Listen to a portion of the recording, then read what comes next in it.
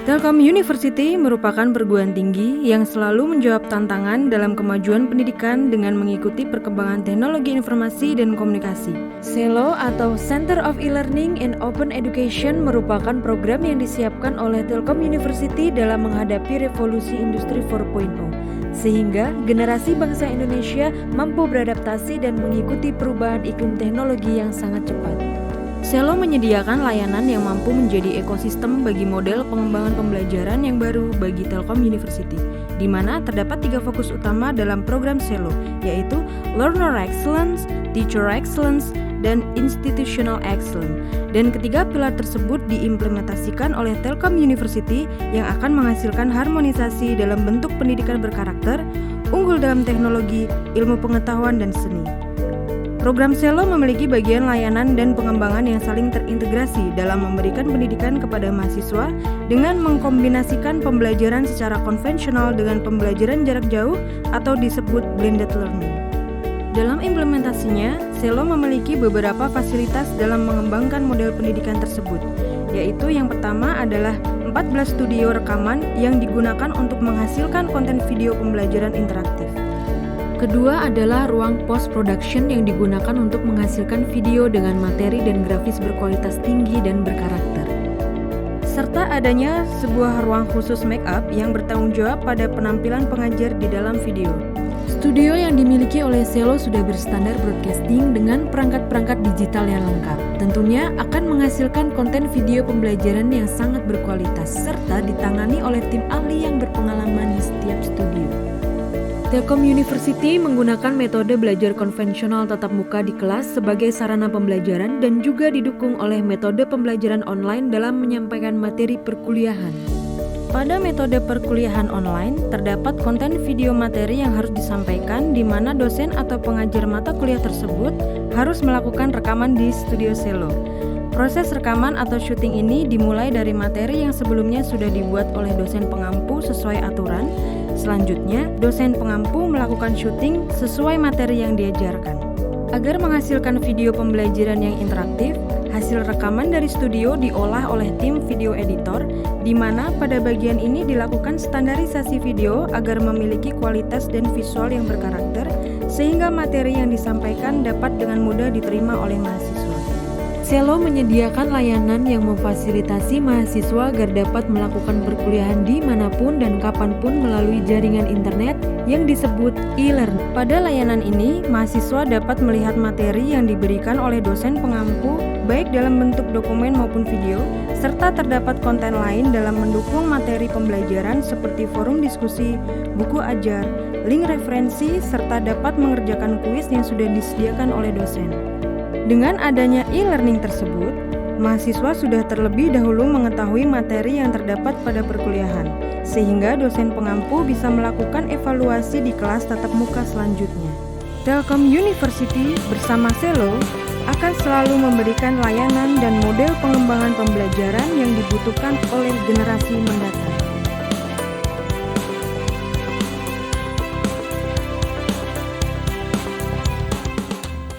Assalamualaikum warahmatullahi wabarakatuh. Selamat datang di kegiatan High School Webinar Series, di mana saat ini sudah menginjak tema ke-10 ya, tema terakhir yaitu bikin mobile apps di Android dan iOS sekaligus. Kuilah! Nah, namun pertama-tama saya ingin menyapa narasumber kita hari ini. Beliau merupakan dosen di Telkom University, tepatnya di School of Applied Science, dan pada tahun 2019, beliau menjadi the best student di PPIJ Omodeto Award di Jepang. Beliau adalah Doctor of Engineering Alfian Akbar Ghazali. Selamat datang Bapak, selamat bergabung. Ya, makasih. Saya juga turut menyapa di sini. Ada Kepala Urusan Pengembangan Produksi Konten CELO, yaitu Bapak Adi Purna Kurniawan STMT. Selamat datang Bapak, selamat bergabung kembali. Iya, dan tentunya saya tidak lupa untuk menyapa teman-teman yang hari ini yang telah bergabung. Sudah ada lumayan banyak ya hari ini. yang tentunya teman-teman berasal dari berbagai kota dan provinsi di Indonesia. Nah, namun sebelumnya, mari kita bersama-sama mendengarkan lagu Indonesia Raya.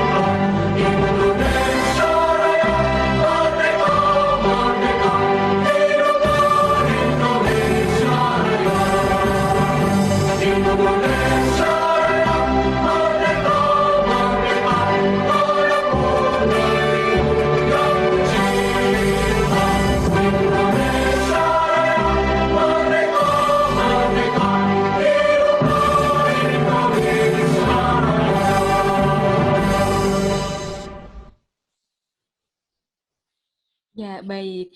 Untuk selanjutnya yaitu ada pembukaan dan sambutan oleh Kepala Urusan Pengembangan Produksi Konten Selo kepada Bapak Adi Purna Kurniawan. Kami persilakan, Bapak. Terima kasih, Nisa.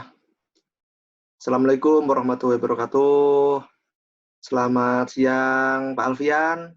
Ya, selamat siang, Pak. Sudah berkenan hadir di studio ini, Pak? Di rumah, Pak. Oh, di rumah aja. Oke, selamat siang teman-teman SMA, SMK Sederajat. Masih setia bersama webinar series, ini nggak kerasa sudah yang ke-10 atau yang terakhir. Di pembukaan kali ini saya ingin memberikan sedikit informasi terkait webinar kali ini. Temanya bikin mobile apps di Android dan iOS sekaligus. Pilih sama nanti Pak Alfian Akbar Ghazali yang akan memberikan materinya. Oke, ini HP itu sudah menjadi kebutuhan primer ya buat anak-anak zaman sekarang ya. Jadi yang namanya membuka aplikasi itu sudah kegiatan sehari-hari itu kan. Nah, ini gimana sih cara bikin aplikasi di mobile Android dan mobile iOS? Nah, nanti kita akan tahu dengan arahan dari Pak Alfian Akbar Ghazali ini. Namun sebelumnya saya akan memberikan informasi terkait sebaran peserta yang sudah mendaftar di webinar seri ke-10 ini. Total ada 263 tercatat. Dan yang tertinggi masih di Jawa Barat ternyata. Dan ada dari Singapura 1. Semoga sudah hadir di tengah-tengah kita kali ini. Baik, tidak lama-lama, silahkan menyaksikan materi kali ini dan carilah posisi yang nyaman karena Pak Alfian nanti akan memberikan materi yang cukup lama, 1 jam kira-kira nih Pak ya. Terima kasih Nisa. Atas waktunya saya kembalikan. Assalamualaikum warahmatullahi wabarakatuh. Waalaikumsalam warahmatullahi wabarakatuh. Oke, baik. Sebelum kita masuk ke sharing session, saya akan menjelaskan beberapa poin penting sama seperti webinar-webinar seri sebelumnya, yaitu yang pertama mengenai Q&A, di mana teman-teman dapat menuliskan pertanyaan nanti di kolom atau Q&A room. Nah, untuk teman-teman yang punya pertanyaan yang sama atau mirip-mirip atau intinya sama lah gitu kan ya, bisa dengan menekan thumbs up atau jempol pada pertanyaan tersebut. agar pertanyaan tersebut terfollow up dan menjadi rekomendasi untuk dijawab oleh narasumber. Nah, sama juga seperti webinar sebelumnya, hari ini akan dibagikan 5 door prize bagi peserta yang beruntung. Nah, door prize-nya itu apa, Kak? Door prize-nya adalah PIN SMB Telkom University, di mana PIN tersebut dapat digunakan oleh teman-teman untuk mendaftarkan diri pada penerimaan atau seleksi mahasiswa baru di Telkom University. Untuk lebih jelasnya, teman-teman dapat mengunjungi website resminya di smb.telkomuniversity.ac.id. Nah, saya juga mengingatkan nanti di akhir acara teman-teman wajib untuk mengisi feedback.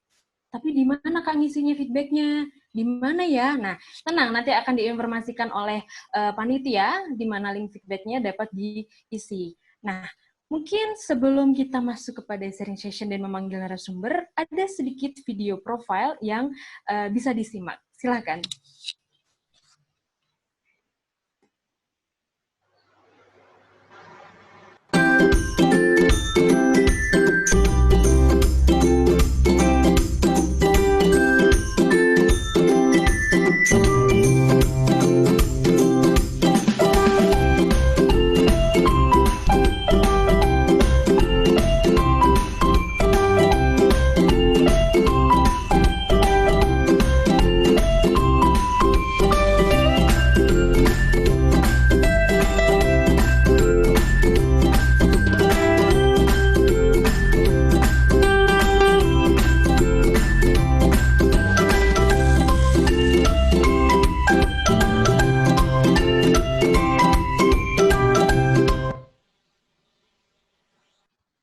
Baik, mungkin langsung saja. Pak Alfian, kami persilahkan Bapak.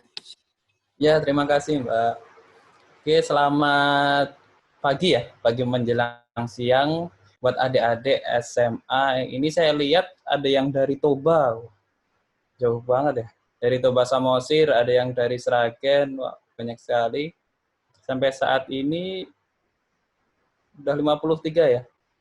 Semoga nambah terus ya nanti ya. Oke, saya mulai aja langsung. Saya coba share screen.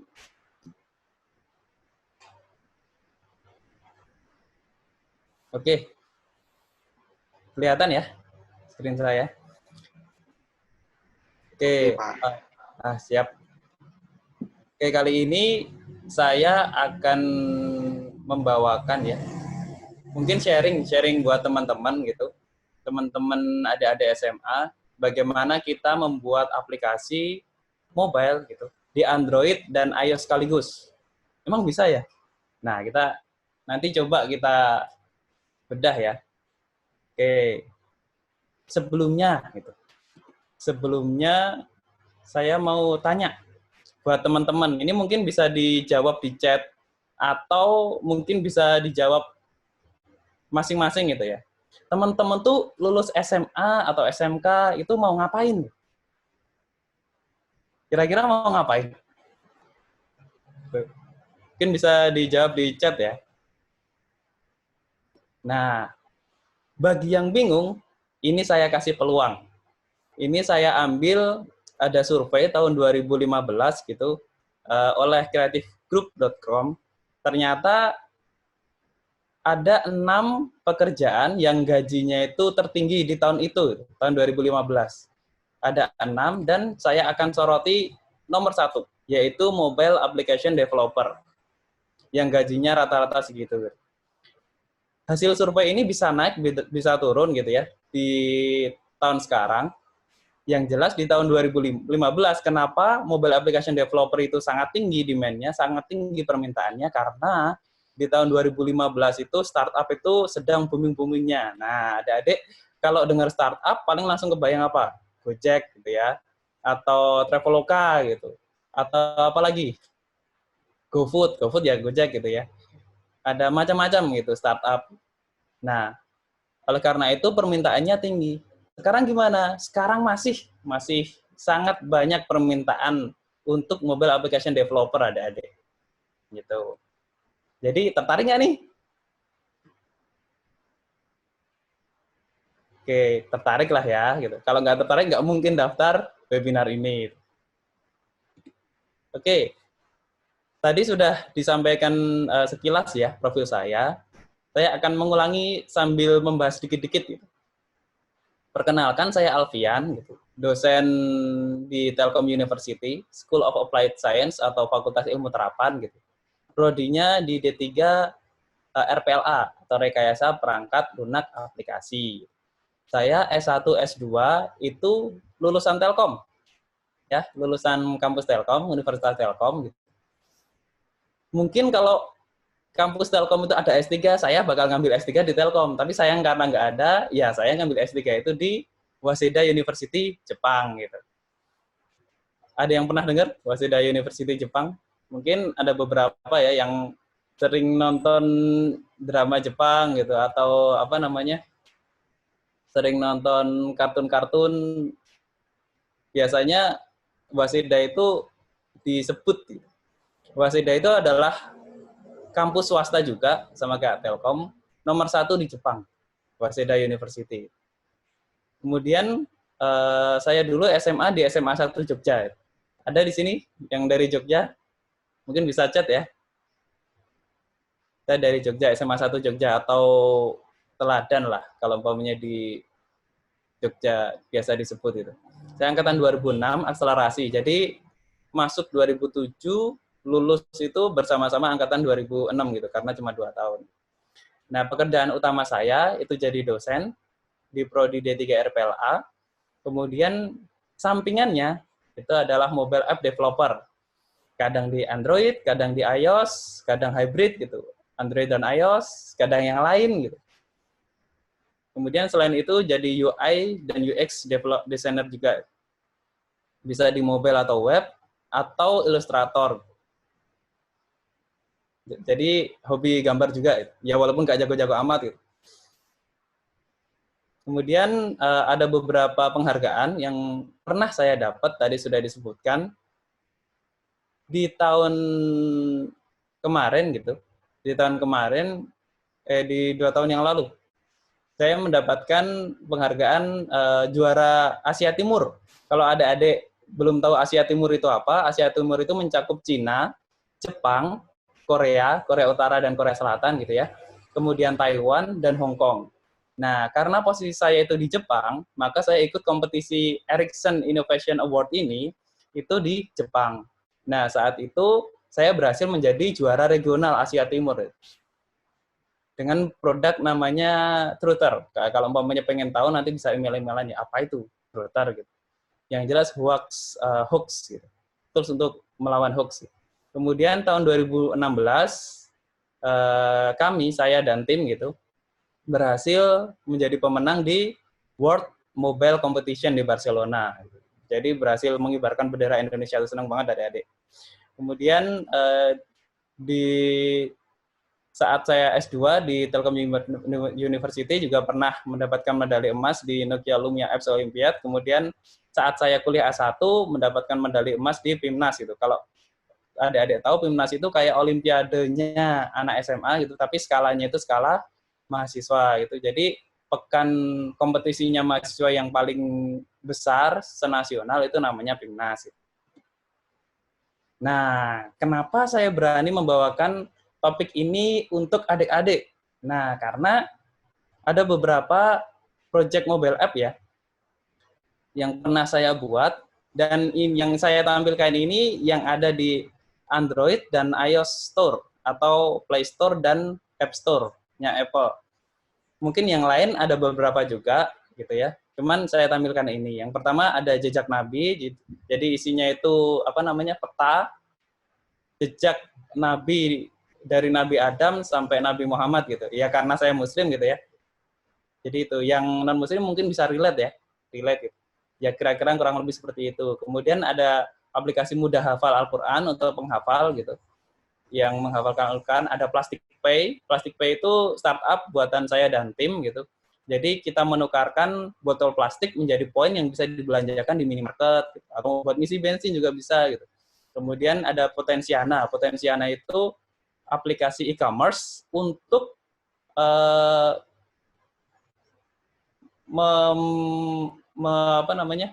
mengkatalogkan potensi-potensi alam di Indonesia, kemudian kita bisa membelinya dalam skala besar. Jadi targetnya itu buat ekspor dan impor gitu. Ekspor bukan impor, ekspor. Kemudian ada belajar Arab, belajar huruf Arab yang ada di dalam Al-Quran, kemudian ayat-ayat solusi hidup. Ini saya ambil dari ceramahnya Ustadz Adi Hidayat itu. Jadi kebanyakan ini iseng-iseng saya gitu. Iseng-iseng saya, kecuali 2 aplikasi yang di tengah, yang lain itu iseng-iseng saya gitu. Oke, ini detail award yang pernah saya dapatkan gitu ya. Tadi sudah dijelaskan pelajar terbaik di PPIJ Omedito Award. Jadi PPIJ itu perkumpulan pelajar Indonesia di Jepang gitu. Jadi di tahun kemarin kira-kira jadi pelajar terbaik lah gitu. Tahun 2019 gitu. Kemudian yang lain bisa dibaca sendiri ya, mungkin biar nanti waktunya nggak habis.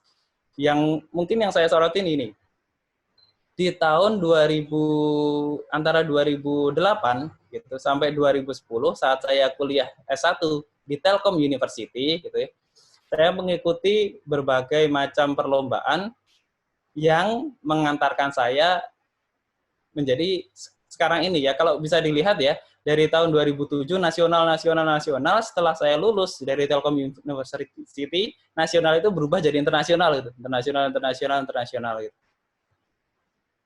Ya, jadi mungkin itu. Saya game maker juga. Kalau di sini ada yang suka membuat game, saya dulu juga pembuat game juga. Jadi kalau ada yang mau sharing, Kak, gimana caranya membuat game di mobile gitu, bisa nanti kita email-emailan gitu ya, atau japri-japrian via apa nanti gampang.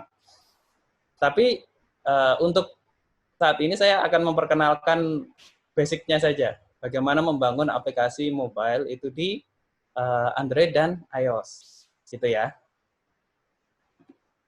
Oke, kenapa harus mobile app dev? Karena tadi ya sudah dijelaskan oleh Pak Adi, ternyata pengguna mobile itu di dunia, gitu. Nggak cuma di Indonesia, di dunia itu bahkan orang nonton YouTube itu sekarang jauh lebih banyak daripada orang nonton TV. Gitu. Ya, itulah alasannya kenapa sekarang TV-TV di Indonesia itu seolah-olah semua pindah ke YouTube itu, karena ya audiensnya itu, yang penontonnya itu ternyata lebih banyak YouTube daripada TV. Oke. Kemudian untuk iklannya sendiri, iklan di aplikasi. Kalau adik-adik biasanya main main game gitu ya di HP, kemudian keluar iklan. Nah, iklan itu yang masang itu bayar ke pihak providernya. Providernya itu biasanya Google gitu, atau Apple gitu. Nah, si provider iklan itu akan membayar ke kita sebagai developer. Nah, perusahaan-perusahaan yang atau individu-individu yang membayar iklan tersebut makin tahun gitu ya, makin banyak, makin tinggi. Bahkan di tahun 2020, bahkan belum kelar ya 2020, itu sudah mencapai 64,1 billion. Billion itu kalau bahasa Indonesianya itu miliar dolar. Kalau dirupiahkan ya berapa ya? 641 triliun kira-kira ya. Nah, seperti itulah. Kalau momennya $1 itu 10.000 gitu. Kalau sekarang 15.000 berarti dikalikan 15.000 gitu lah. Jadi sangat banyak sekali gitu ya. Kita kecipratan 0,01% aja. Itu udah dapat ratusan juta gitu ya. Itulah kenapa salah satu alasan kenapa kita itu layak gitu ya untuk fokus di bidang mobile development itu karena ini gitu. Ini peluang besar di masa depan dan bisa dilihat makin lama itu makin tinggi penggunanya, bukan makin berkurang gitu. Ya. Kemudian ini tadi sudah saya tampilkan bahwa bahkan di 2015 ini salah satu yang gajinya itu terbesar gitu ya, adalah mobile app developer. Jadi mungkin salah satu pilihan ya, salah satu pilihan yang baik buat adik-adik kalau untuk merencanakan karir gitu ya. Kemudian kenapa Android dan iOS? Kenapa nggak Adik-adik pernah dengar apa? Mobile OS, BlackBerry gitu ya, atau Symbian gitu.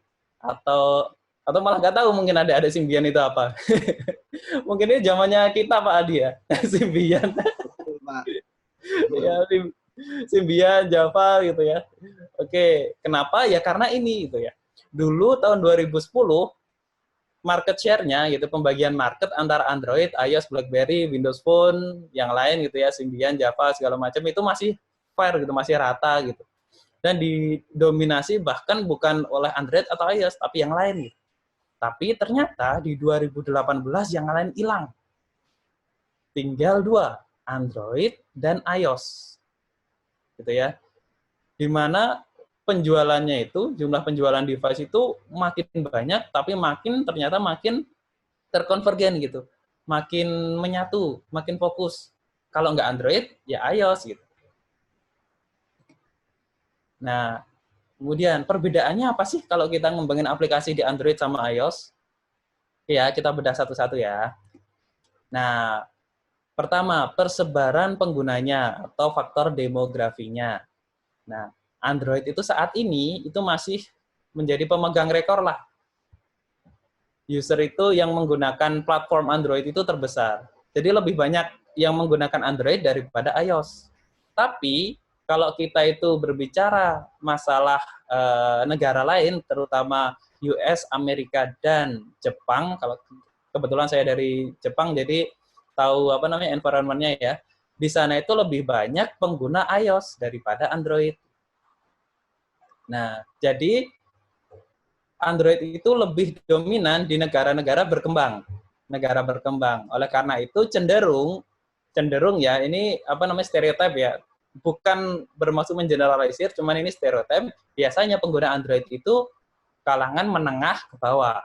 Kalau umpamanya iOS itu biasanya di negara maju dan penggunanya itu biasanya menengah ke atas biasanya. Loh, Kak, ini kan ada apa namanya, ada Android juga yang harganya puluhan juta itu. Ya iya, itu sebagian kecil marketnya juga. Ada juga yang menengah ke atas menggunakan Android premium gitu. Cuman sebagian besar itu menengah ke bawah. Yang iOS yang versi low budget ada nggak? Nah, nggak ada kebetulan. Jadi mungkin ya kalau iOS itu mungkin pasti menengah ke atas. Tapi kalau Android itu bisa dari apa menengah ke bawah maupun menengah ke atas. Tapi dominasinya itu menengah ke bawah biasanya. Gitu. Kemudian untuk tools pengembangannya itu kalau Android itu biasanya menggunakan Android Studio. Android Studio. Kalau adik-adik pernah nyoba bikin aplikasi dengan Java pakai Eclipse, itu kira-kira hampir sama seperti itu, gitu, karena engine-nya itu sama. Nah, kalau iOS, kita menggunakan Xcode. Ya, untuk bahasa pemrogramannya, kalau Android itu pakai Java, atau sekarang itu Kotlin namanya. Kalau iOS, dulu waktu saya pertama kali mengembangkan, itu pakai yang namanya Objective-C, atau sekarang namanya Swift. Apa itu, Kak, bahasa pemrograman? Ya, nanti saya jelaskan gitu ya. Mungkin ini ada beberapa istilah yang masih aneh gitu ya. Apa ini bahasa pemrograman, apa itu development tool, segala macam. Nanti akan saya jelaskan. Kemudian, perbedaannya lagi. Kalau kita buat aplikasi di Android, itu resolusi screen-nya itu sangat-sangat bermacam-macam gitu ya. Bahkan di Android itu kita kenal nggak cuma lebar layar gitu, tapi ada yang namanya DPI gitu. Jadi di per inch. Misalnya satu layar itu sama-sama 5,5 inci misalnya. DPI-nya bisa beda itu. Resolusi kepadatan pikselnya itu bisa beda, dan itu kita sebagai programmer mobile, programmer Android itu sangat-sangat menyulitkan gitu. Karena tampilan di HP A itu bisa beda dengan HP B. Kemudian hardware-nya itu saat kita mengembangkan aplikasi di Android, itu kita bisa coding gitu ya, memprogram itu di Windows, di Mac, atau di Linux. Ya, kalau iOS gimana? Kalau iOS karena pabriknya satu, yaitu Apple, jadi pilihan variasinya itu lebih sedikit. Jadi kalau di iOS itu sekali coding, itu bisa dipastikan hampir bisa berjalan di semua iPhone gitu. Kemudian hardware-nya, nah ini kesulitannya. Kalau kita ingin coding iOS, kita harus punya Mac. Nah, di sini udah kebayang ya pilihannya ya. Jadi untuk bisa menjadi programmer iOS sendiri, kita harus modal Mac dulu gitu. Makanya kenapa aplikasi-aplikasi di Mac itu lebih banyak yang berbayar daripada di Android. Oke. Kemudian waktu codingnya, waktu membuat satu aplikasi. Biasanya Android itu lebih lama daripada iOS. Saya pernah coding dua-duanya, jadi tahu gitu ya, betapa cepatnya gitu kita memprogram satu aplikasi itu di iOS, di iPhone, daripada di Android. Oke. Kemudian setelah aplikasi jadi, kita lempar ke market, gimana? Nah, kalau di Android, saat kita lempar di Play Store, itu paling hitungannya itu jam atau menit gitu. Sudah terpublish di Play Store. Tapi kalau di iOS, gitu ya, kalau di iOS, kita submit ke Apple App Store-nya gitu ya, itu belum tentu disetujui hari itu juga. Bisa 3 hari, bisa seminggu, itu saja masih ada kesempatan untuk ditolak. Saya pernah mempublish satu aplikasi itu, waktu publish-nya itu 1 bulan gitu. Untuk iOS. Padahal di Android itu hitungannya itu menit. Submit ke Play Store langsung di ACC gitu. Karena di Android itu nggak dicoba sama yang nggak dites dulu sama Play Store-nya. Tapi kalau umpamanya di iOS itu dicoba dulu, beneran dicoba gitu. Makanya kita harus ngasih akun segala macam ke yang ngetes yang di Amerika sono gitu ya. Dicoba dulu, kalau error gimana? Error akan di-screenshot kemudian dikembalikan ke kita. Jadi benar-benar bisa dipastikan kalau iOS itu aplikasinya itu lebih berkualitas dalam tanda kutip daripada Android. Oke. Nah, untuk masalah biaya, biasanya Android itu karena memakan waktu yang lebih lama, jadi biayanya itu biasanya lebih mahal daripada secara cost efektif ya, cost efisien ya. Android itu lebih mahal daripada iOS. Tapi untuk modal awalnya, gitu ya, iOS itu lebih tinggi daripada Android. Android itu untuk menjadi developer di Android kita cuma butuh uang $25. Kita sudah menjadi developer Android, kemudian itu berlaku seumur hidup. Tapi kalau iOS enggak. Kalau iOS itu kita harus membayar subscription gitu ya, berlangganan sebagai developer, lisensi developer itu sekitar $100 dan itu per tahun. Jadi kita harus bayar per tahun. Nah, tapi untuk share-nya gitu, untuk share-nya itu sama 70%. Jadi kalau umpamanya kita jualan di Android itu misalnya aplikasi kita jual 100.000 misalnya. Kita itu dapat 70.000. 30.000-nya itu buat Google. Kalau di Apple juga sama gitu. Kita publish 100.000, 70.000 itu buat kita, 30.000 itu buat Apple-nya. Sampai sini kebayang ya bagaimana perbedaan kita develop aplikasi di Android dan di iOS. Itulah alasannya kenapa aplikasi di Android itu cenderung lebih banyak yang plagiat-plagiat, lebih banyak virus-virus, lebih banyak scam gitu ya. Scam itu penipuan itu biasanya kebanyakan itu di Android. Tapi kalau di iOS biasanya itu free. Soalnya sudah kedetek ada perilaku yang aneh aja, itu sudah ditolak sama iOS. Jadi lebih aman gitu ya. Kemudian peluangnya gimana Kak kalau umpamanya kita menjadi programmer Android dan iOS? Nah, peluangnya ternyata berdasarkan survei gitu ya, ternyata lebih banyak yang membutuhkan menjadi programmer iOS daripada programmer Android. Nah, survei ini dilakukan dikondak di Amerika ya, Amerika dan negara Eropa ya. Jadi mungkin kalau di Indonesia itu masih dominan Android. Cuman sepengalaman saya, karena mencari programmer Android itu lebih mudah daripada mencari programmer iPhone gitu, iOS, makanya biasanya salary-nya atau gajinya programmer iOS itu lebih tinggi. Bisa 2 kali lipatnya daripada programmer Android. Karena ya belum apa-apa udah korban Mac dulu, korban bayar subscription developer gitu ya. Oke. So setelah tadi udah dijelasin ya, cara coding di Android seperti itu, menjadi developer Android seperti itu, menjadi developer iOS seperti itu. Nah, kira-kira adik-adik itu lebih pengen jadi developer Android apa iOS? Coba ditulis di chat gitu ya. Nanti biar dibaca sama mbaknya. Kira-kira mana yang lebih lebih menarik diri adik-adik, minat adik-adik? Itu Android atau iOS? Nah, kalau saya sih, kenapa nggak dua-duanya? Gitu? Ya nggak? Ya iyalah, dua-duanya. Kalau bisa dua-duanya, kenapa enggak? Gitu.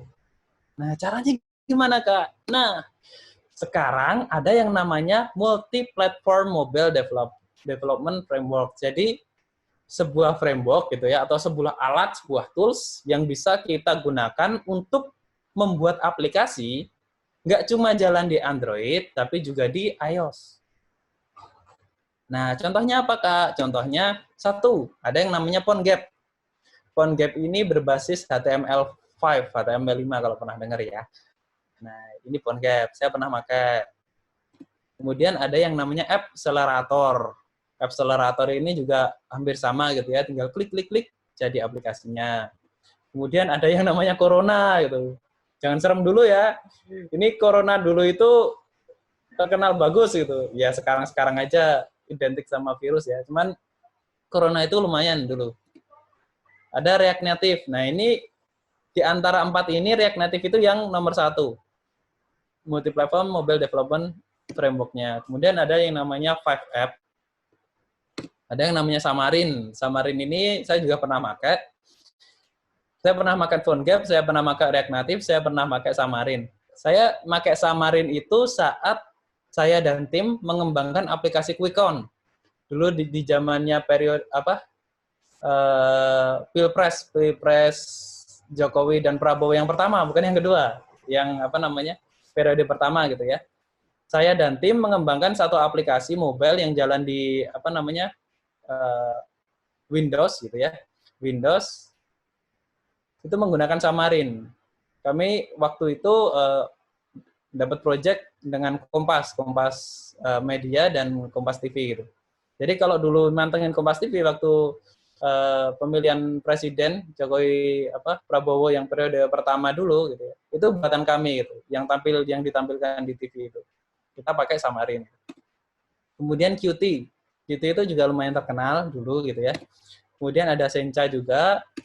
Ada Unity. Nah, Unity mungkin ada yang suka main game tahu ya, apa itu Unity ya. Unity itu biasanya dipakai untuk mengembangkan game gitu. Oke.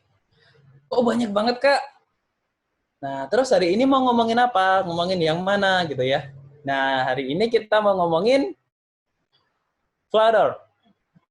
Loh, kok beda sama yang tadi? Iya, beda gitu. Bedanya Flutter sama yang lain apa?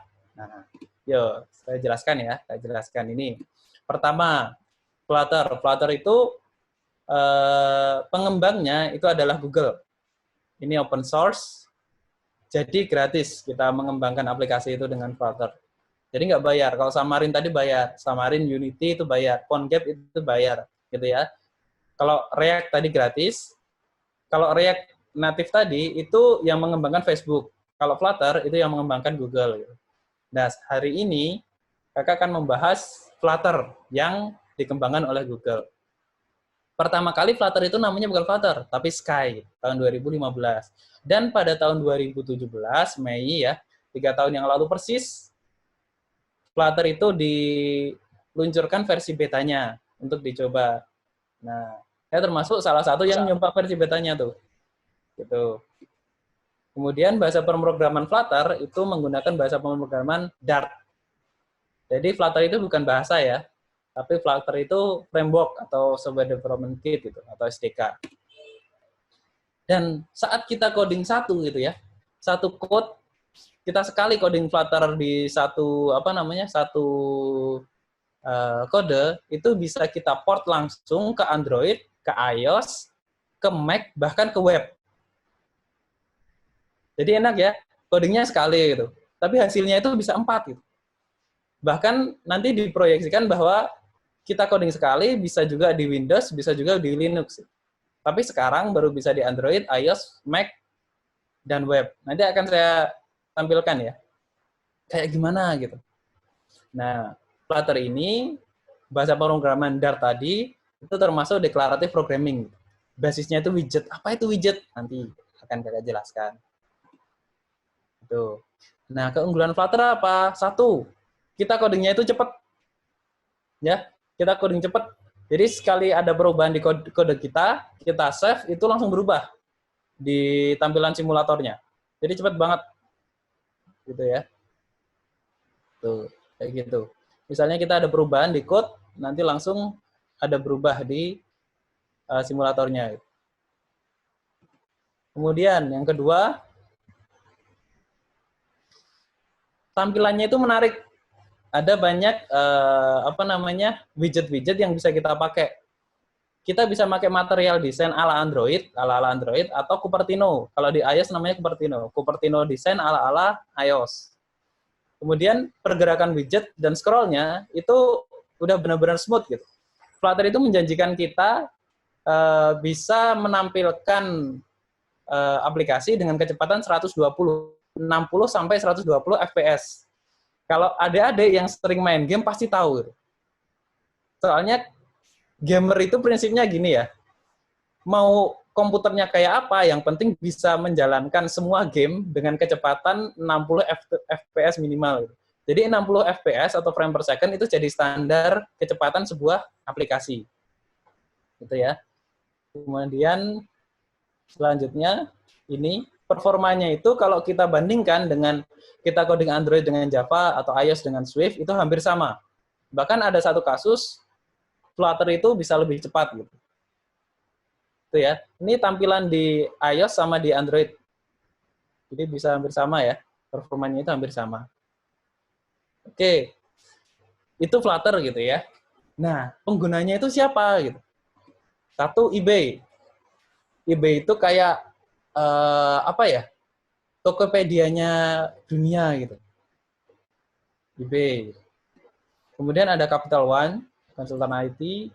Kemudian ada Square, ada Alibaba, ya Alibaba Group itu udah menggunakan Flutter gitu. Ada Google, ya pembuatnya lah ya gitu. Pasti pakai Flutter gitu. Kemudian ada BMW. BMW bahkan mengimplementasikan Flutter itu untuk aplikasi di mobilnya gitu. Jadi sudah banyak pengguna Flutter itu. Walaupun Flutter itu baru 3 tahun gitu, tapi penggunanya itu sangat banyak. Bahkan kalau kita bandingin gitu ya, dengan aplikasi-aplikasi atau framework-framework yang sudah kakak sebutkan tadi, Flutter itu saat ini itu nomor 1. Ini pencarian di Stack Overflow. Stack Overflow itu website yang biasa kalau kita programmer itu pasti kita bertanya ke sana. Flutter itu nomor 1 dibandingkan yang lain. Bahkan React Native yang memimpin gitu ya, sampai tahun 2019 itu sudah disalip sama Flutter.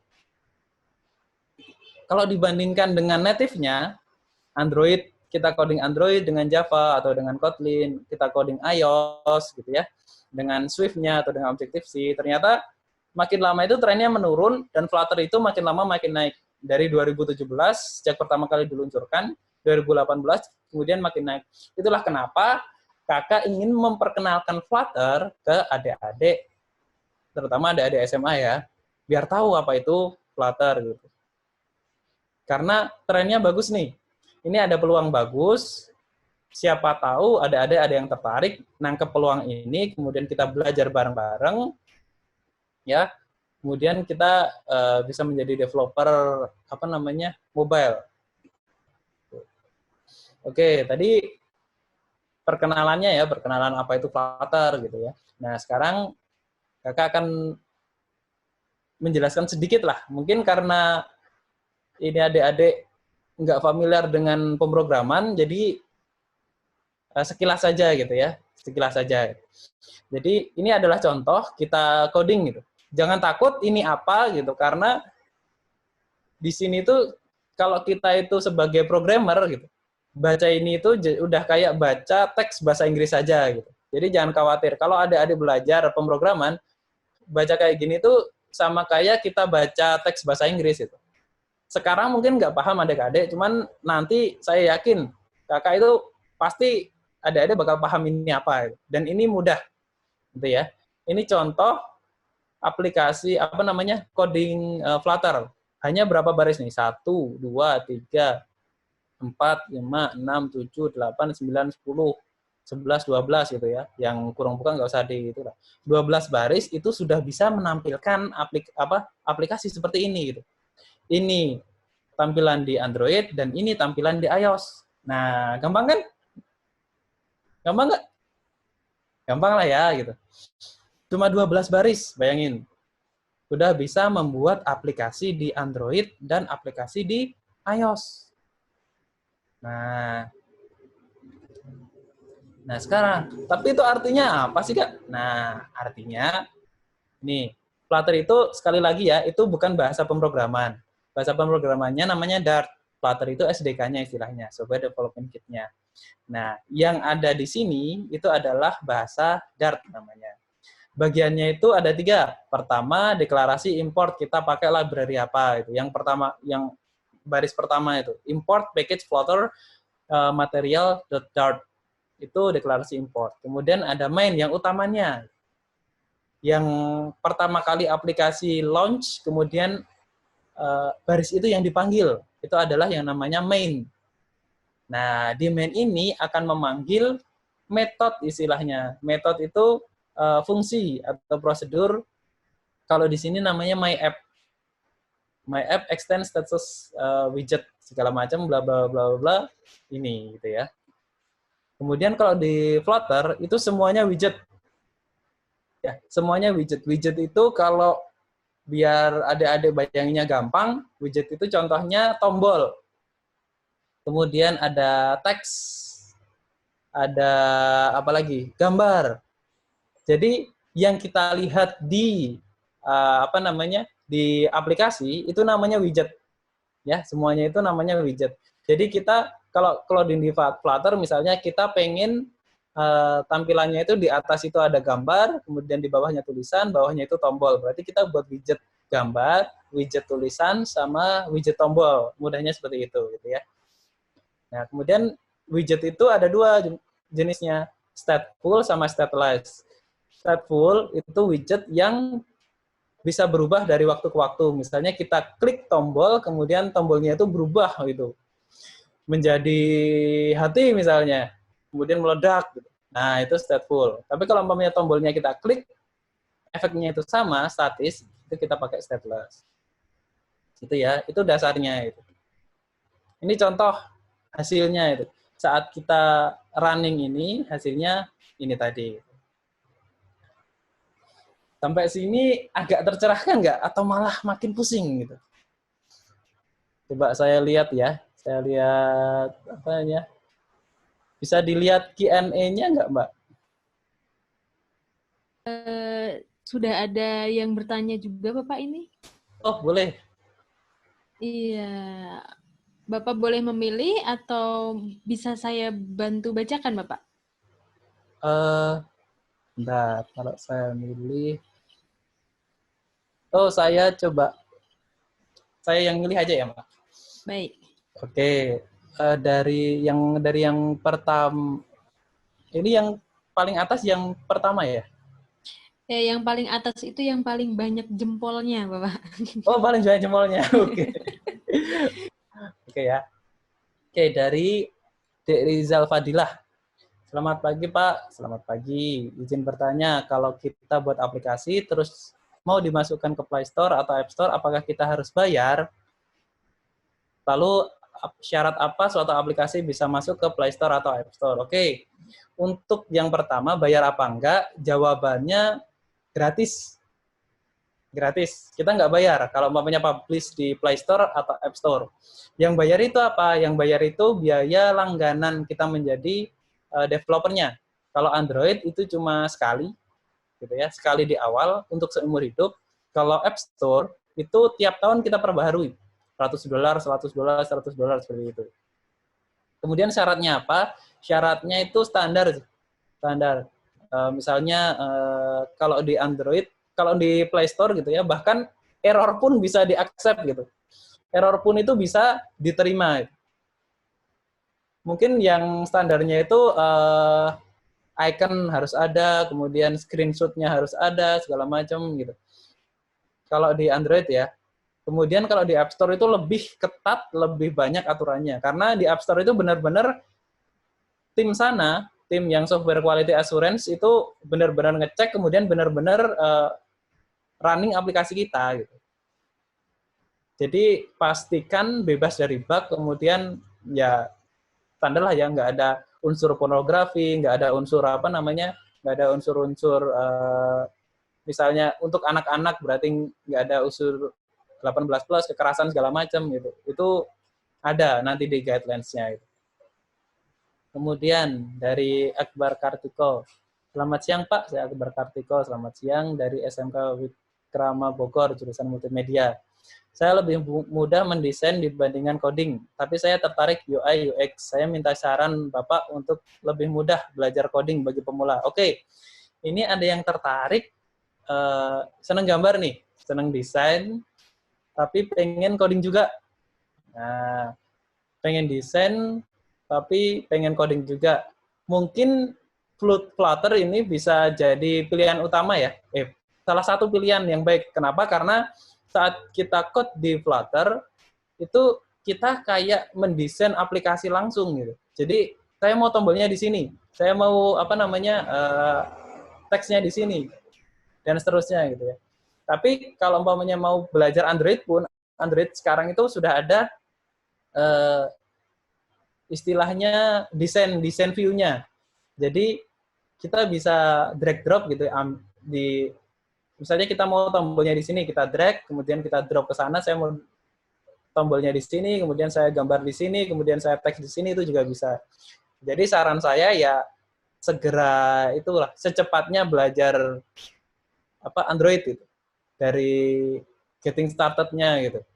Nanti lama-lama bakal terbiasa, dan saya yakin apapun background teman-teman, apapun background adik-adik, kalau umpamanya mulainya dari sekarang, itu bakal lebih cepat. Saya mulai coding Android, mulai coding iOS itu di tahun ketiga saya kuliah.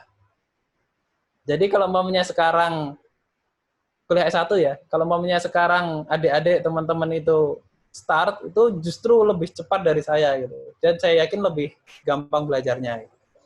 Oke ya, untuk Akbar ya. Kemudian next-nya untuk Zahra Safira. Oke, selamat pagi. Ya, Zahra ingin bertanya, tantangan apa atau faktor apa yang mempersulit pembuatan aplikasi atau games tersebut? Dan apakah kita bisa dapat penghasilan dengan membuat game tersebut? Contoh seperti YouTubers gitu. Bisa banget. Pertama tantangan ya. Tantangannya mungkin bukan ide gitu, tapi eksekusi. Kalau ide saya yakin teman-teman adik-adik itu punya ide yang sangat banyak. Bahkan ide yang paling simpel pun, mungkin kita masih ingat ya, fenomena Flappy Bird. Ya, Flappy Bird. Flappy Bird itu kalau saya sebagai programmer gitu ya, diberikan requirement, diberikan kamu bikin dong game seperti ini. Dalam waktu 3 hari pasti jadi gitu. Tapi yang membedakan programmer Flappy Bird dengan programmer lain, Flappy Bird itu punya ide, kemudian eksekusi gitu. Nah, jadi yang paling sulit itu justru malah bukan mencari idenya atau segala macam, tapi bagaimana kita langsung niat kita buat coding gitu. Niat kita langsung belajar. Jadi kalau umpamanya adik-adik punya ide, langsung saja eksekusi gitu. Nggak usah mikir idenya itu bagus apa enggak, bakal diterima apa enggak, tapi langsung eksekusi. Apakah kita bisa dapat penghasilan? Bisa banget. Ya. Bisa dengan iklan, bisa dengan aplikasinya kita itu berbayar misalnya itu. Misalnya kita jual aplikasi kita itu 100.000 misalnya. Ya kita nanti bakal dapat sekitar 70.000 itu dari Google. Dan 30.000-nya itu untuk Google. Atau kita bisa masang iklan. Nah, kalau masang iklan itu pay per click. Jadi tiap ada pengguna yang ngeklik iklan di aplikasi kita itu dapat $. Klik $. Makin lama makin banyak itu. Ya. Jadi bisa banget. Dan bagaimana jika app kita yang tidak disetujui atau tidak diverifikasi? Nanti akan disuruh upload ulang. Ya, akan disuruh upload ulang. Jadi itu jawabannya buat Dek Zahra gitu. Kemudian Dari teman kita Luis. Yap. Selamat siang Pak, selamat siang. Saya Luis dari SMA Sultan Agung Pematang Siantar. Wah, jauh. Oke. Apakah dalam pembuatan suatu aplikasi bisa tanpa coding, bagusan Flutter atau React Native Pak dalam pembuatan aplikasi? Nah, bisa tanpa coding nggak? Bisa sebenarnya. Kayak PhoneGap itu sebenarnya itu tanpa coding bisa. Gitu. Accelerator itu tanpa coding itu bisa. Gitu. Tapi hasilnya itu tidak tidak sebagus gitu, bukan tidak secepat, tidak seringan gitu kalau umpamanya kita itu coding di Flutter atau di native gitu ya. Jadi bisa ada beberapa macam toolsnya gitu. Bisa dicoba.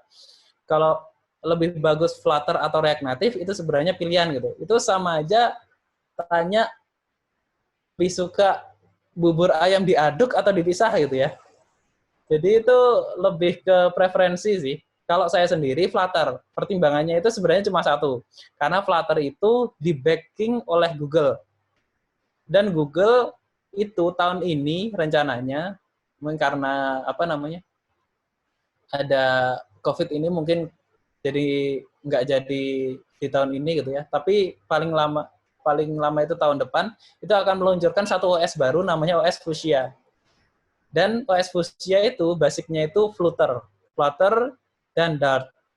Jadi alasan utama kenapa saya Flutter karena saya pengen belajar bahasa ini lebih cepat. Jadi saat Google mengeluarkan OS baru dan kita nggak tahu OS ini bakal bisa nggak ini menyaingin Android. Kalau bisa, paling nggak saya udah siap gitu. Jadi gitu. Tapi React Native itu lebih lama daripada Flutter dan lebih lebih stabil juga. Jadi terserah ini pilihannya. Yang penting segera dimulai. Kalau pengen belajar Flutter atau React, pilih salah satu kemudian segera mulai. Di tengah-tengah pindah gampang. Saat kita itu udah terampil gitu, nge-code gitu ya. Jadi itu buat Luis gitu ya. Kemudian next Joy Anjura. Pak, saya mau tanya, saya baru mau belajar mengenai bahasa pemrograman web. Oke. Tetapi kan ada tuh developer bagian web dan ada aplikasinya. Apakah kita harus belajar bahasa pemrograman berbeda? Kalau sekarang jawabannya ya. Tapi kalau ke depannya gitu ya, saya tadi udah jelaskan bahwa Flutter pun sekali code itu bisa jalan juga di web. Nah, jadi kita bisa code sekali, kemudian kita bisa port ke Android, iOS, Mac application, bahkan ke web. Walaupun ini masih versi beta ya, Flutter untuk web, tapi sudah bisa. Gitu. Cuman kalau sekarang ini, kita memang harus belajar bahasa pemrograman yang berbeda. Kalau paling cepat gitu belajarlah JavaScript. Karena aplikasi front-end, web front-end sekarang basisnya tuh udah JavaScript. Kayak React Native, Angular, segala macam itu udah JavaScript semua. Jadi belajarlah JavaScript. Nanti kita akan lebih enak pindah ke yang lain. Gitu. Itu saran saya. Gitu. Oke, kemudian Wazifun Abdullah. Saya mau tanya Pak, saya pernah buat Xcool, buat aplikasi tapi pakai App Inventor. Oke, itu disuruh buat music player mudah banget. Tapi apa bisa di-launch ke App Store atau Play Store? Dan kalau buat mobile apps pakai itu bisa nggak? Soalnya saya rasa simple. Memang App Inventor itu salah satu yang bisa code bisa buat app tanpa code gitu ya. Nah, kemudian pertanyaan bisa launch ke App Store atau Play Store bisa nggak? Jawabannya bisa. Gitu. Tapi kita harus mengikuti guidelines yang ada di Play Store dan App Store-nya. Gitu. Caranya gimana? Bisa dibaca di itunya. Di webnya, web App Inventor itu. Tapi kalau mau di App Store itu lebih ketat ya, lebih ketat. Dan secara performa mungkin tidak lebih bagus daripada kita code di React atau di Flutter atau di Native itu. Kalau pakai App Inventor. Tapi cukup kalau buat belajar, buat nyoba-nyoba itu bagus. Oke. Kemudian next gitu ya. Pranjison Naiboru. Gitu ya. Selamat pagi Pak, pagi. Saya Pranjimson Naiboru dari Toba Samosir. Oke, salam kenal. Izin bertanya bagaimana syarat untuk pembuatan aplikasi. Jika kita sudah membuat aplikasi, apakah itu langsung disetujui oleh pihak Play Store? Jawabannya, untuk membuat aplikasi, pertama kita harus beli license dulu. Beli license sekitar $25 untuk Android gitu ya. Kalau ini ditanya Play Store. Kemudian setelah jadi aplikasinya, apakah bisa langsung disetujui? Jawabannya tidak. Jadi kita harus upload dulu. Kalau APK kita, itu APK. Atau biasanya kalau di Android bukan APK, kalau di Play Store, tapi ABB. ABB. Android, B-nya apa ya? B bundle gitu, bundle.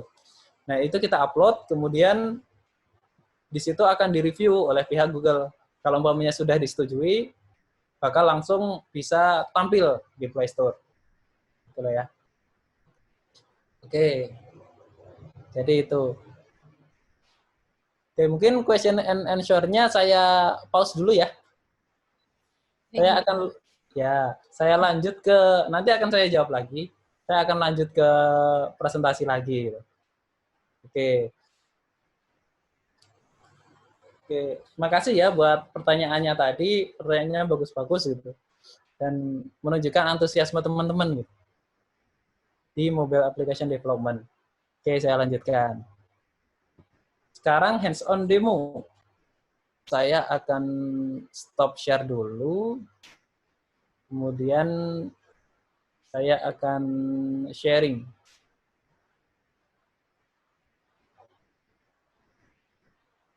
Desktop saya. Oke, ini ya. Oke. Di sini ini adalah Google Play. Kelihatan ya? Kelihatan, Mbak? Saya share screen. Oke. Ini adalah contoh tampilan dashboard kalau kita itu publish aplikasi di Android Play Store gitu. Jadi di sini ada yang namanya Google Play Console gitu. Google Play Console itu isinya aplikasi-aplikasi kita. Di sini itu bisa dilihat ya. Macem-macem gitu. Ini adalah akun iseng gitu. Jadi mungkin nggak terlalu itu. Yang paling banyak ini nih, mudah hafal Al-Quran. Mudah hafal Al-Quran itu udah tembus 100.000 lebih gitu ya penggunanya. Kalau nggak salah udah 500.000 pengguna. Nah, kemudian aktif installnya itu 50.000. Jadi adik-adik jangan kaget kalau umpamanya ada aplikasi yang di Play Store itu ternyata 1 juta lebih gitu. Tapi yang pengguna aplikasi yang sebenarnya itu sebenarnya nggak sebanyak itu. Contoh paling gampang ini, mudah hafal Al-Quran yang aplikasi saya di Play Store itu sebenarnya di situ ada tulisannya 100.000 lebih gitu. Tapi pengguna sebenarnya, pengguna aktifnya yang masih memakai aplikasi sampai saat ini perharinya itu hanya 50.000. Gitu ya. Ya ini jumlah yang besar gitu. Cuman sebenarnya tidak sebanyak itu. Jadi ini contohnya gitu ya. Kalau umpamanya kita upload yang tadi penasaran seperti apa tampilannya, jadi seperti ini. Kemudian kalau di App Store gimana? Kalau di App Store tampilannya seperti ini gitu. Untuk aplikasi yang sama gitu, mudah hafal Al-Quran, ini ya contohnya. Nah,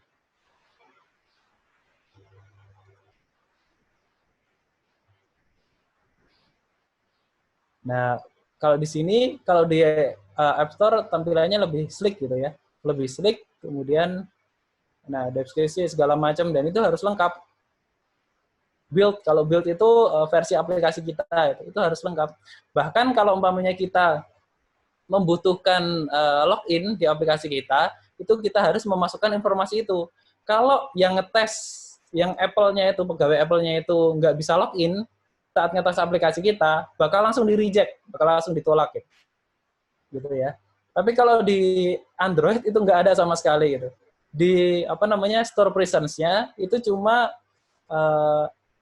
title, short description, full description, kemudian icon, kemudian screenshot, sudah gitu.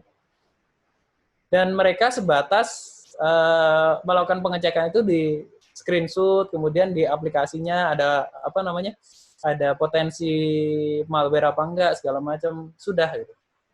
Jadi ini hampir pasti diterima kalau di Play Store. Kalau di App Store itu lama. Ya.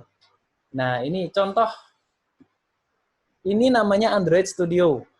Jadi kalau kita membuat aplikasi mobile itu pakai ini nih, Android Studio. Kalau kita coding di untuk Android, ya. Kalau kita coding di untuk iOS gitu ya, namanya Xcode. Wah, harus install. Oke, nggak usah.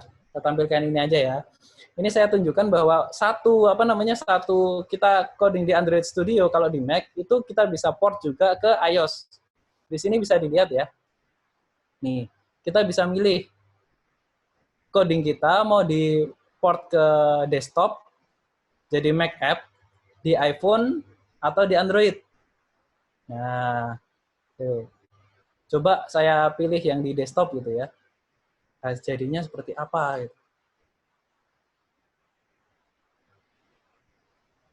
Ini contoh, saya tadi sudah port yang Flutter stempelnya itu ini contoh kalau di Android jalan, ini contoh kalau di iOS jalan.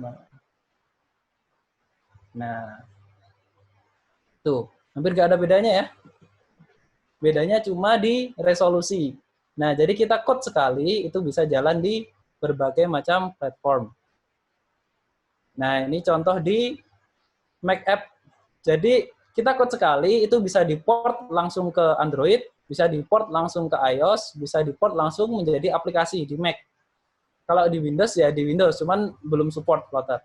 Sama satu lagi di web. Cuman di web nggak akan saya demokan di sini, karena fokusnya itu di mobile app gitu ya. Jadi ini. Saat kita klik, itu juga sama gitu. Misalnya app clone, kemudian toko sepatu misalnya. Ini juga sama. App clone, saya ambil yang toko sepatu. Ini yang app clone, mana app clone? App clone, kemudian toko sepatu. Nah, tampilannya sama. Saat kita geser, set. Smooth-nya itu sama, smooth. Nah, sini ya, di Android juga sama. Tuh. Bahkan dari animasinya pun itu sudah sama, udah seragam gitu. Jadi kita benar-benar code sekali, itu bisa di-port kemana-mana. Yang bukti yang paling gampang ya, selama ini saya mengerjakan project itu, di iOS dan Android, itu pakai sekali code. Di Potensiana, di Plastic Pay, saya cuma sekali code, kemudian bisa di-port kemana-mana itu. Ini contohnya gitu. Code-nya itu seperti ini. Oke. Itu ya. Saya lanjut lagi ke share presentasi. Maaf, Mbak, waktunya Masih ada Pak, mungkin 5 menit lagi. 5 menit lagi. Oke. Itu termasuk tanya jawab atau di luar? 5 menit lagi mungkin langsung tanya jawab aja Pak. Habis itu nanti Bapak memberikan pertanyaan kepada teman-teman. 3 pertanyaan. Oke, siap. Oke, saya lanjutkan sedikit lagi ya. Nah, tadi sudah hands on tuh. Nah, sekarang pengalaman menggunakan Flutter gitu ya.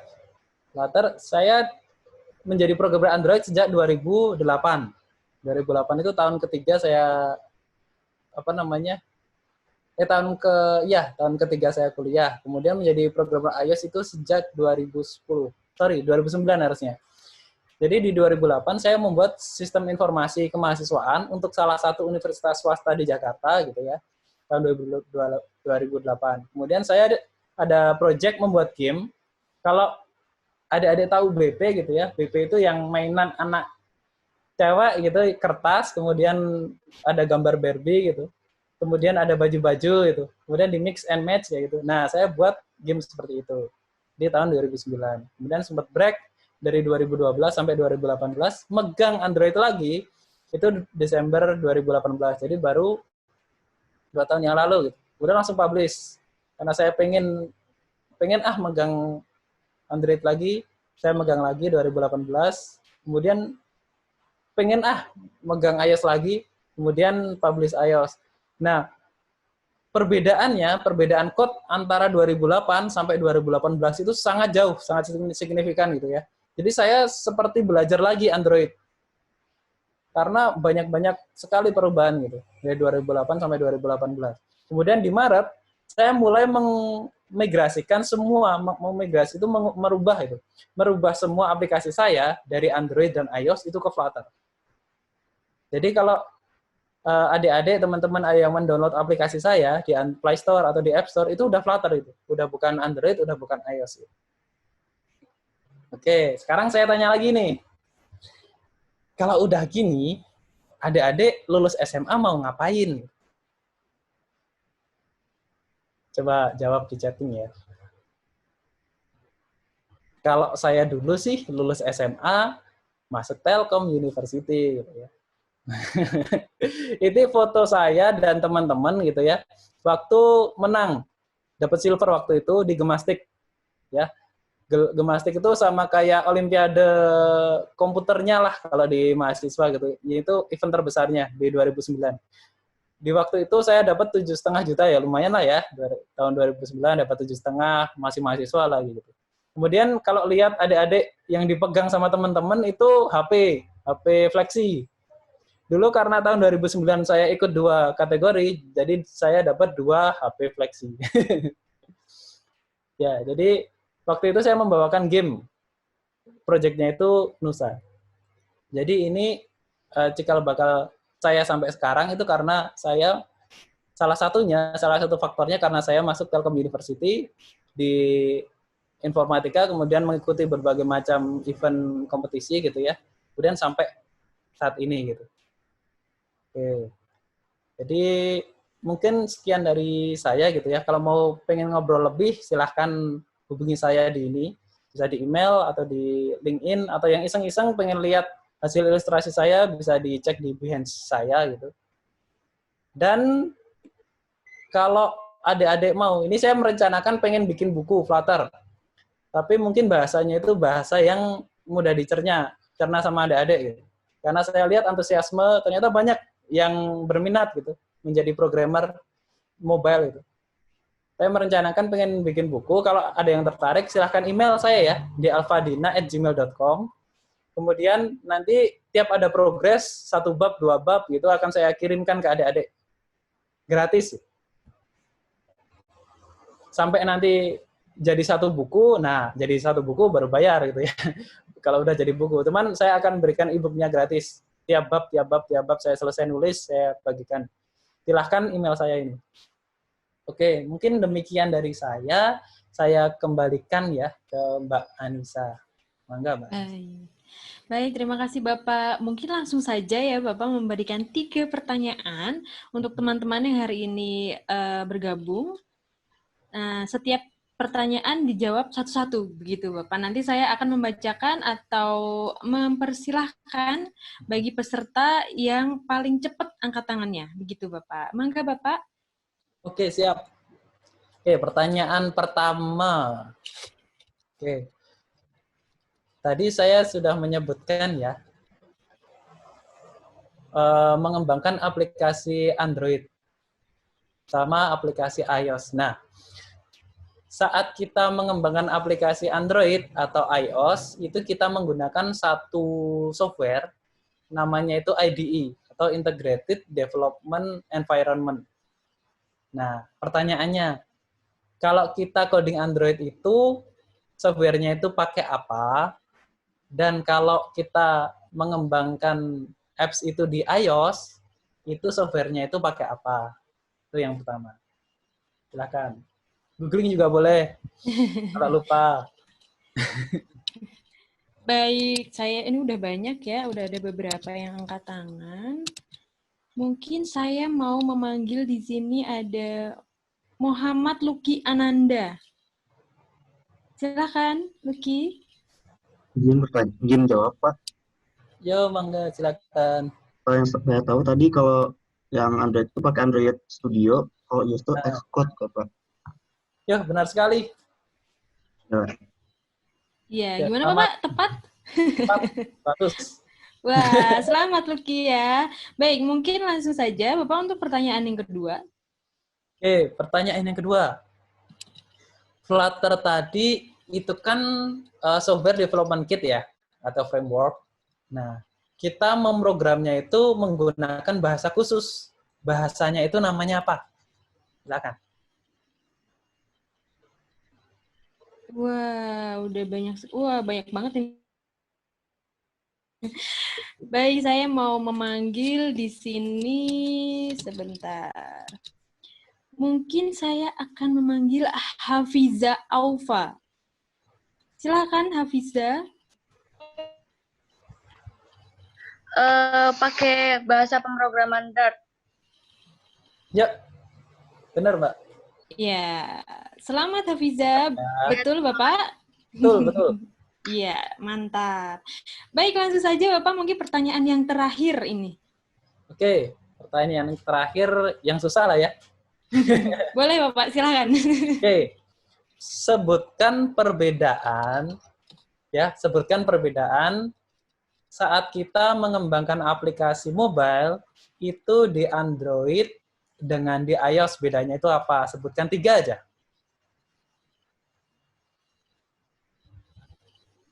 Ya, di sini ayo teman-teman angkat tangannya. Angkat tangannya. Wah, cuman ini ya. Sebentar. Googling dulu. Iya, googling dulu. Bolehlah kita tunggu-tunggu dulu ya, Pak ya. Sepertinya ini pada hilang gitu. Sebentar. Saya cek lagi. Tuh ada yang angkat tangan tuh. Oh iya, ada yang angkat tangan. Ini oke lah, baik. Saya memanggil Zahra Safira. Mungkin ya. Silakan Zahra.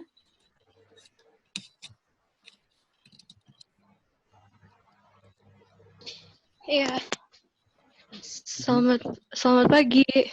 Selamat pagi. Ya, jadi saya ingin menjawab perbedaan itu ada di Android sama iOS itu ada di platformnya. Benar. Lalu ada di hardware. Hardware-nya. Terus screen sama Ya. Yang ketiga apa? Halo Zahra. Halo. Wah, Zahra menghilang. Ya. Tiba-tiba. Ada 2 nih. Yang 1. Halo Zahra. Halo. Sepertinya koneksinya mungkin ya ini ya teman-teman. Oh ya ini. Iya, halo. Oh, iya. Halo. Perbedaannya di platform, hardware, software, manufakturnya, screen sama resolusinya. Oke. Wah. Udah. Oke, siap. Benar, Oke, Pak. bagaimana Bapak? Tepat? Tepat sekali, mantap. Nah, mungkin karena masih ada waktu sedikit lagi ya Bapak, mungkin satu pertanyaan lagi gitu ya, karena kayaknya teman-teman ini pada semangat nih, masih semangat sampai akhir nih. Boleh satu lagi pertanyaan Bapak? Oke, satu lagi pertanyaan. Nah, tadi kita bahas Flutter kan? Nah, sebenarnya ada beberapa alternatif Flutter tuh. Ya, ada beberapa alternatif Flutter. Saya menyebutkan tadi ada 9. Nah, sebutkan 3 saja alternatif Flutter, silahkan. Oke, saya akan memanggil mungkin ini ada Rizal Fadilah, ya. Silakan Rizal Fadilah.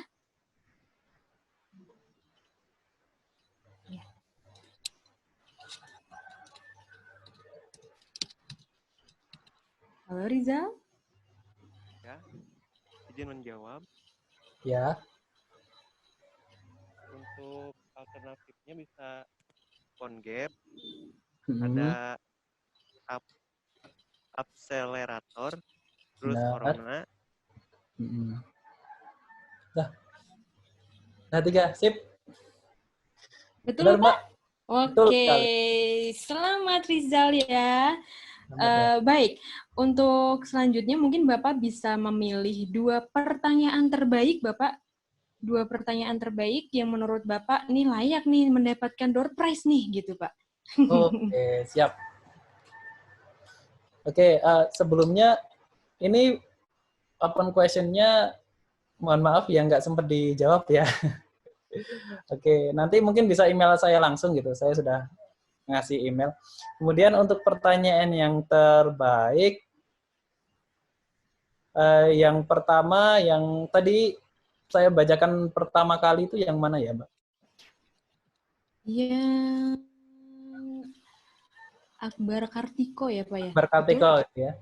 Oke, berarti yang Akbar Kartiko, yang like-nya itu paling banyak gitu ya. Jadi banyak yang relate sama pertanyaan itu gitu.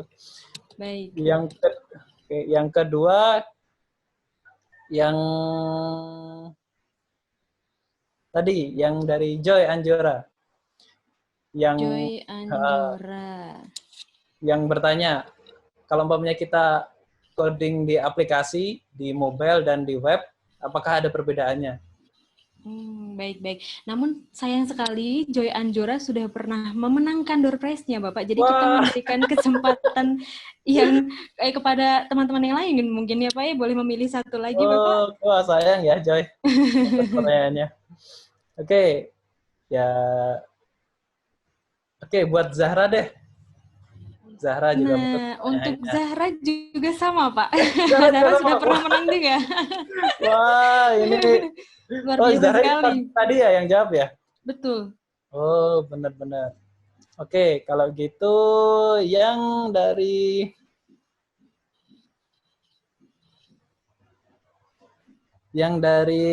adik yang dari Toba Samosir, Fran Jimson, neighborhood. Fran Jimson ya. Neighborhood. Baik, siapa ya tadi ya? Fran Jimson. Oke, ini berhak nih mendapatkan door prize nih kali ini nih, aman. Baik, nanti untuk 5 pemenang akan kita hubungi. Dan tentunya juga mengingatkan juga untuk mengisi feedback-nya ya teman-teman. Nah, baik Bapak, terima kasih Bapak ya, atas kesediaannya bergabung dan berbagi banyak hal kepada teman-teman. Dan tentunya kami sangat luar biasa sekali, sangat bermanfaat sekali pastinya bagi teman-teman. Dan lagi-lagi saya juga mengingatkan kepada teman-teman, jangan lupa isi feedback-nya ya, karena feedback akan ditutup pukul 5. Jadi nanti jangan kebablasan ini nih, keasikan ngabuburit gitu kan ya, keasikan nunggu buka puasa, lupa gitu kan ya, harus ngisi feedback. Mungkin begitu saja. Terima kasih sekali lagi Bapak atas pengetahuan dan wawasan yang luar biasa tentang mobile apps di Android dan iOS. Semoga bermanfaat dan tentunya sih saya yakin ini sangat bermanfaat. Terima kasih juga Pak Adi Purna yang bergabung hari ini. Sama Anissa. Terima kasih Pak Alfian. Ya, sama-sama Pak Adi. Dan saya juga sangat mengucapkan terima kasih kepada teman-teman yang hari ini bergabung dari awal hingga akhir, atau mungkin udah pernah bergabung kali ya dari series pertama hingga series terakhir. Saya tadi beberapa kali lihat ada yang familiar sekali namanya dari awal hingga akhir. Nah, mungkin itu saja. Akhir kata, wassalamualaikum warahmatullahi wabarakatuh. Wassalamualaikum warahmatullahi wabarakatuh. Terima kasih semua ya.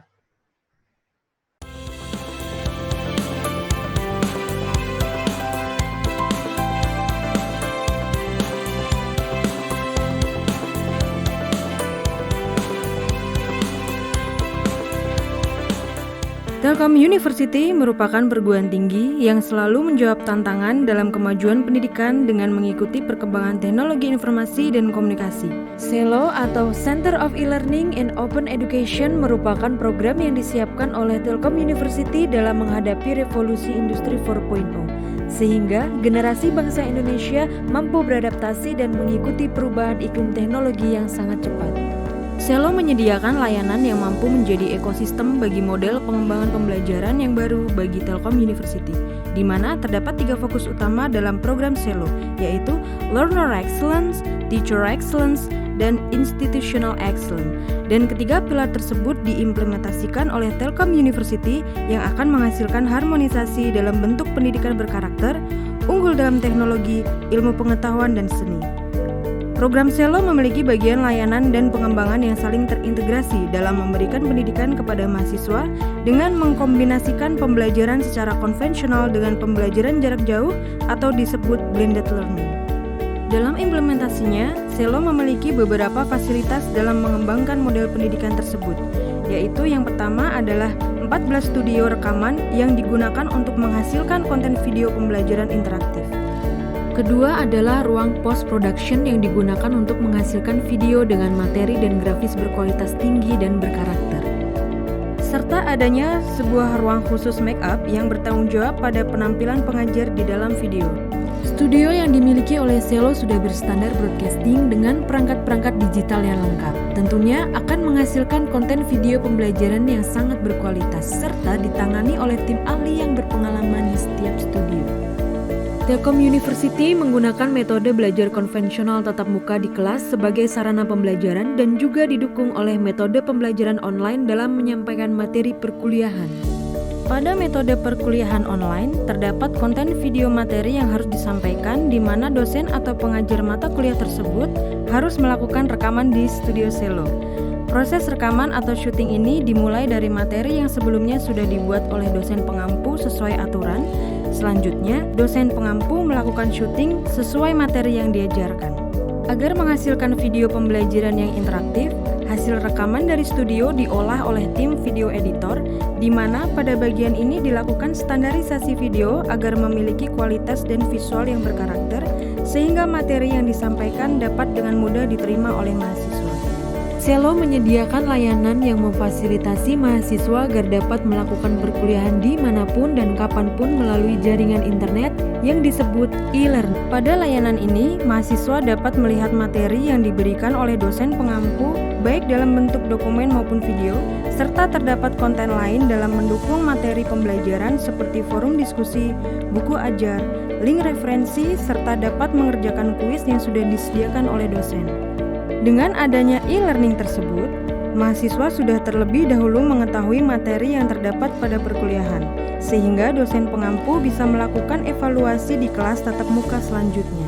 Telkom University bersama Selo akan selalu memberikan layanan dan model pengembangan pembelajaran yang dibutuhkan oleh generasi